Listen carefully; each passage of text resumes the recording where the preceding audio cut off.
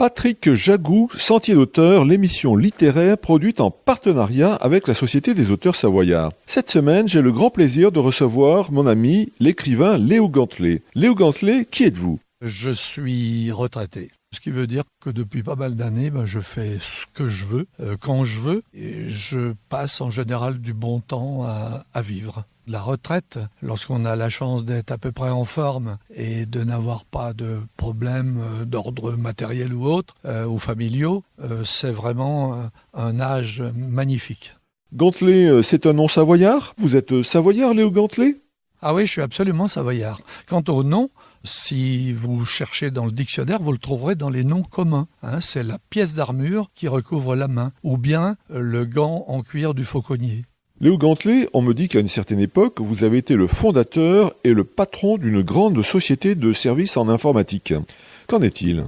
Oui, c'est vrai. J'ai fondé effectivement avec deux collègues une société qui s'appelle la Sopra et qui a cru et embelli tout au long de ces années, ce qui fait qu'aujourd'hui, il y a 16 000 personnes à la Sopra. Et ensuite, je me suis mis à marcher sur les chemins de Compostelle. Et ça a été décisif. Ça a été quelque chose d'important dans ma vie. Pour moi, dans ma vie, il y a avant Compostelle et il y a après Compostelle, et c'est pas tout à fait la même chose. Et donc après avoir fait ce long voyage de 2000 km pendant 3 mois, j'ai écrit ce livre, donc En si bon chemin vers Compostelle.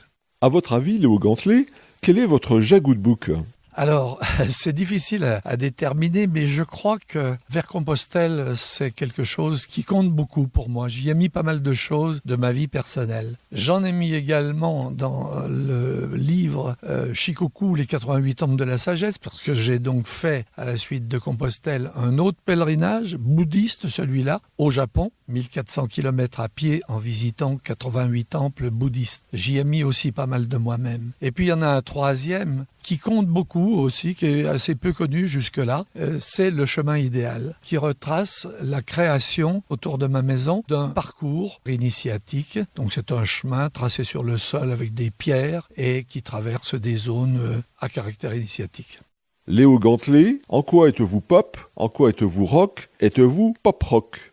Alors pop, on va dire populaire, donc populaire, je pourrais dire presque que toutes mes œuvres sont populaires, mais peut-être davantage mon expérience du Japon et mon expérience de Compostelle, parce que là, du peuple, j'en ai rencontré. Maintenant, le pop-rock, moi je suis pas très rock'n'roll. Par contre, je vous ai parlé de mon chemin idéal qui compte donc 33 sculptures qui sont dans les aires dédiées dont j'ai parlé précédemment. Et ces œuvres sont bien souvent en pierre. J'en ai une, elle pèse 1 tonne. J'en ai d'autres qui font 800 kilos. C'est de la belle pierre. Et ça, c'est du rock. Léo Gantelet, pourriez-vous nous répéter les titres des 3 ouvrages dont vous nous avez parlé et le nom de l'éditeur ? En si bon chemin vers Compostelle, édition de l'Astronome. Shikoku, les 88 temples de la sagesse, édition de l'Astronome. Et Le chemin idéal, également, édition de l'Astronome. Léo Gantelet, merci. Voilà, Sentier d'auteur, la Jagou d'émission littéraire, c'est fini pour aujourd'hui. Au revoir les amis, et à la semaine prochaine si ça vous dit.